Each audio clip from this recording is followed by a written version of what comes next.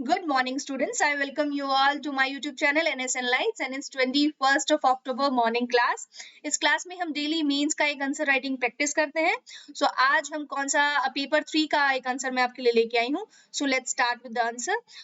मैं आपसे सॉरी बोलना चाहूंगी कि मैंने बोला था कि लाइव क्लासेस स्टार्ट होंगी but due to my bad health मैं स्टार्ट नहीं कर पा रही हूँ. So I am extremely sorry for that. हम बहुत ही जल्द अपनी लाइव क्लासेस फिर से रिज्यूम करेंगे. So let's start with the question first. Okay. So your question for today is for paper 3, GS means paper 3. Explain data sovereignty. Discuss its importance in transforming India into a knowledge economy. Right. हमें बताना है कि data sovereignty क्या है और इसकी जो transforming India को ट्रांसफॉर्म करने में एक नॉलेज इकोनॉमी बनाने में इसका क्या योगदान है. राइट. तो डेटा सॉवरेनिटी होता क्या है. पहले हम सॉवरेनिटी का मीनिंग देख लेते हैं कि सॉवरेन मतलब कोई भी जो कंट्री होता है, कोई भी देश, कोई भी जगह जिसपे बाहरी किसी टेरिटरी का अधिकार नहीं होता है, उसपे सिर्फ अपना ही अधिकार होता है, सॉवरेन होता है. राइट. ठीक है. नेक्स्ट इसका अप्रोच क्या रहेगा. In introduction explain the concept. हमें इंट्रोडक्शन में हमें इसका कॉन्सेप्ट बता देना सीधा सीधा कि डेटा सॉवरेनिटी हम इससे क्या मीनिंग समझते हैं. Next how it is important in transforming India into A knowledge based economy. अब क्वेश्चन को थोड़ा आगे बढ़ाते हुए जैसे इसमें पूछा गया है वैसे ही हम एक्सप्लेन करते जाएंगे. ठीक है. और फिर हमें कंक्लूजन एज यूजुअल दे ही देना है. उसके बाद हमें इंट्रोडक्शन देखना है अपना कि इंट्रोडक्शन में हम कैसे स्टार्ट करेंगे. Data sovereignty basically provides for protection of an individual's personal data in digital form on cloud from any misuse. Right. So data sovereignty basically क्या होता है कि आपको प्रोटेक्शन देता है आपके जो इंडिविजुअल पर्सनल डेटा होता है. तो होता क्या है कि आपका ये डिजिटली एक क्लाउड फॉर्म कर देता है और कोई भी मिसयूज इस डेटा का नहीं कर सकता. मतलब अगर आपका डेटा आपने सिक्योर कर लिया है इसके अंदर तो आपका जो पर्सनल डेटा पर्सनल ही रहेगा. कोई भी इसको इसमें मतलब आ नहीं पाएगा, इसको छेड़ नहीं पाएगा. Right. So it strictly demands that an individual's data which is stored in cloud binary digital form must be kept within the country in which that particular individual resides and must be subjected to laws of that country. Of course अगर हम sovereign की बात कर रहे हैं तो sovereign मतलब अपने ही देश में अपने ही देश का अधिकार होना चाहिए उस पे. और जो डेटा की हम बात कर रहे हैं वो भी हमारे ही देश में सिक्योर होना चाहिए. उसके लिए क्लाउड सोर्सिंग वहीं पे बनाया जाना चाहिए. उसके लिए जो लॉज हैं प्रोटेक्शन के वो भी उसी देश से रिलेटेड होने चाहिए जहां से वो पर्टिकुलरली इंडिविजुअल बिलोंग करता है. राइट. सो ये डिमांड इसका होता है बेसिकली. अब हम बॉडी पार्ट में आ जाते हैं. इसमें हम देखेंगे इंपॉर्टेंस की डेटा जो डिजिटल सॉवरेनिटी है ये कैसे नॉलेज इकोनॉमी को ट्रांसफॉर्म करने में हमारी मदद करेगा. नॉलेज इकोनॉमी मींस हमारी इकोनॉमी को बढ़ाने में कैसे टेक्नोलॉजी और एजुकेशन हमारा इंपॉर्टेंट है उसको हम बोलेंगे. Right. So for increased data security इसके लिए हम क्या करेंगे. The digital India initiative seeks to provide delivery of public services related to health education banking etcetera via e-governance made mode to citizens from metros to gram panchayats. Right. So इसमें क्या है कि increased data security अगर हम knowledge economy बनाने में हमारा पहला जो स्टेप होगा जो हम डिजिटल सॉवरेनिटी से प्राप्त करेंगे वो क्या होगा कि हमारा जो इकोनॉमी है वो हमारा जो सिक्योरिटी है वो बढ़ा देगा इकोनॉमी में डिजिटल डेटा के थ्रू. राइट. सो इसमें क्या होगा कि पब्लिक सर्विसेज हमारी जो और भी जो हमारी सर्विसेज है जो गवर्नमेंट हमें प्रोवाइड करती है लाइक बैंकिंग एजुकेशन ये सब हमें मतलब जो बड़ी बड़े शहरों है उनसे लेकर आपकी ग्राम पंचायत तक इजीली पहुंच जाएगी बिना आपकी कोई सूचना इधर से उधर या उसको छेड़े बिना. ठीक है. सो एक तरह से सिक्योर हो गए आपकी जितनी भी सर्विसेज होंगी. Towards this, there would be a need to upload huge information in digital form on the cloud. Thus, if there is an absence of strong data security, it can be a recipe for disaster. Right. कहने का मतलब है इसी रास्ते में जो हम बात कर रहे हैं कि ये सिक्योरिटी हमें प्रदान करेगी. हमें एक huge information in digital form of cloud बनाने की जरूरत है. Thus, if there is an absence of strong data security, अगर उसका वो हमने अपना ह्यूज जो डेटा है बहुत बड़ा स्टोर हाउस तो बना लिया. सपोज हम कोई लाइक हमारा इस बार बम्पर प्रोडक्शन हुआ है. ठीक है. Bumper for what like wheat production बहुत ज्यादा हुआ है, पहली बात तो हमें उस वीट प्रोडक्शन को इतना ज्यादा जो बम्पर एक्स्ट्रा जो प्रोडक्शन है उसको हमें स्टोर करने के लिए हमारे पास वेयर हाउस ही नहीं है, राइट। तो वेयर हाउस मतलब गोदाम नहीं है। तो अगर गोडाउन मान लो मिल भी गया और उसमें सिक्योरिटी नहीं, उसमें बहुत सारे रैट्स हैं, उसमें बहुत सारी इंसेक्ट्स हैं, बग्स हैं बहुत ज्यादा, तो क्या होगा, हमारा अनाज हमने सिक्योर तो कर लिया बट उसको सिक्योरिटी हम नहीं दे पाएंगे लॉन्ग टर्म के लिए, राइट। और जो आने वाला मौसम है उसके लिए हम उसको सिक्योरिटी नहीं दे पाएंगे। तो सेम लाइक दैट हमने बहुत सारा डेटा, लाइक हमारे पास 1.5 बिलियन जो इंडिविजुअल्स पर्सन्स आते हैं, पॉपुलेशन इतनी ज्यादा है, बट इन सबको हम इंटरनेट तो प्रोवाइड कर रहे हैं, इन सबको इंटरनेट का डिफरेंट डिफरेंट सोर्सेस तो हम दे रहे हैं, बट वही अगर हमारे पास ये सिक्योरिटी नहीं है ना उसको देने के लिए, तो फिर ये सब दिया हमारा बर्बाद हो जाएगा, राइट। और हमारी जितनी भी हम ये डिजास्टर बनने में इसको कोई देर नहीं लगेगी कि ये आपदा बन जाएगा, हमारा जो हमने इसको जो सुविधा दी है ना वो सुविधा हमारा उल्टा आपदा बन जाएगी, ठीक है। सो ये हम कहना चाहते हैं यहाँ पे। तो हमारा डिजिटल जो हमारा सिक्योरिटी है वो बहुत जरूरी है।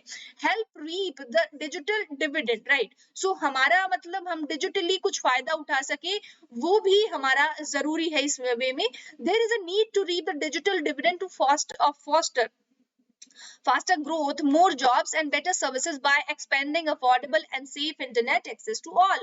मतलब हमें बहुत ही ज्यादा जरूरी है कि हम सेफ इंटरनेट और अफोर्डेबल जो हमारी सर्विसेज है हम वो प्रोवाइड करें, ग्रोथ और मोर जॉब्स है हम उसमें इसी फील्ड में हम प्रोवाइड करें, तभी हमें डिजिटली कुछ बेनिफिट्स मिलना स्टार्ट होगा।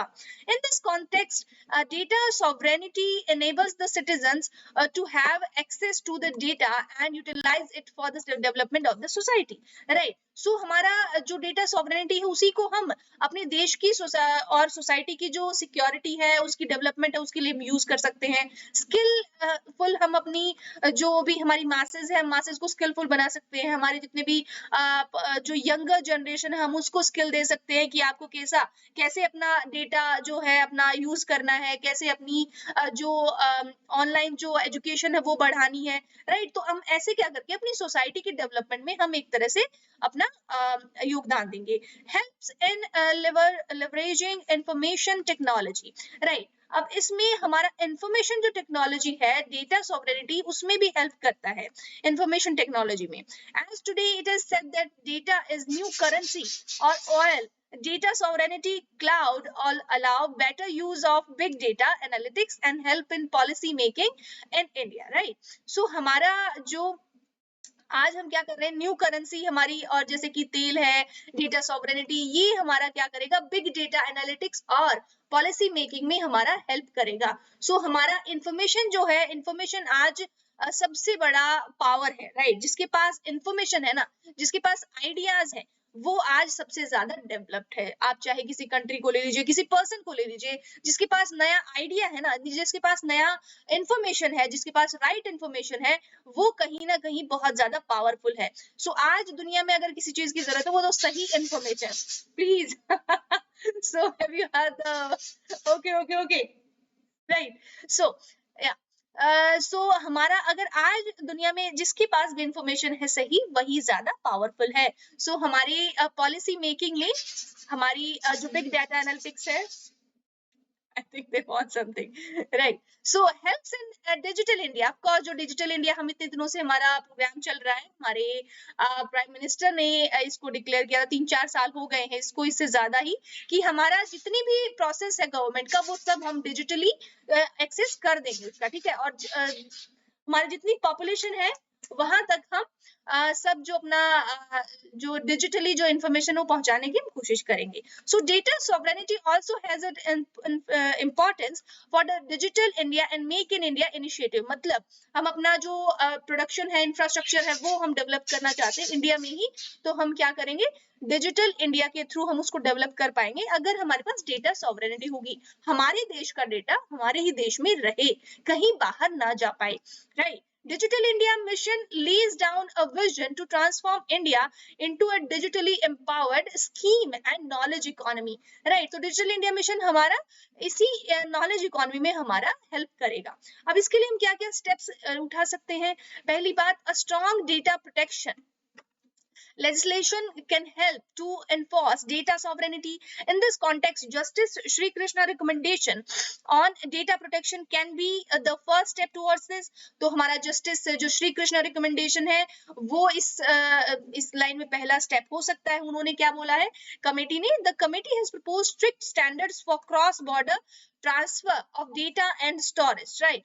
तो इन्होंने क्या बोला है कि इन्होंने क्रॉस बॉर्डर जो ट्रांसफर होता है डेटा और स्टोरेज का, उस पे उन्होंने स्ट्रिक्ट स्टैंडर्ड बनाए हैं, उन्होंने रोक लगाई है, बहुत अच्छे से बात किया है इस पे, राइट.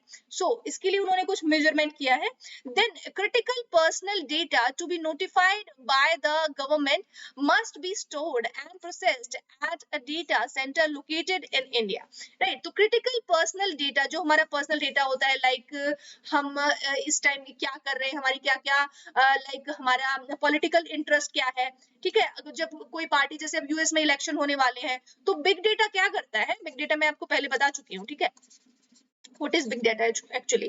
So होता क्या है कि हमारा फेसबुक जो आईडी है, हमारी इंस्टा आईडी है, हमारी जितनी भी सोशल मीडिया आईडीज है ना, उन सब से वो हमारा इंटरेस्ट पता करते हैं कि हम कौन सी पार्टी की तरफ इंक्लाइन है, हम किसको वोट देने वाले हैं इस बार. तो वो हमारा क्रिटिकल पर्सनल डेटा होता है जो हम नहीं चाहते कि किसी को भी पता चले, right. To be notified by the government must be stored and processed at a data centre located in India.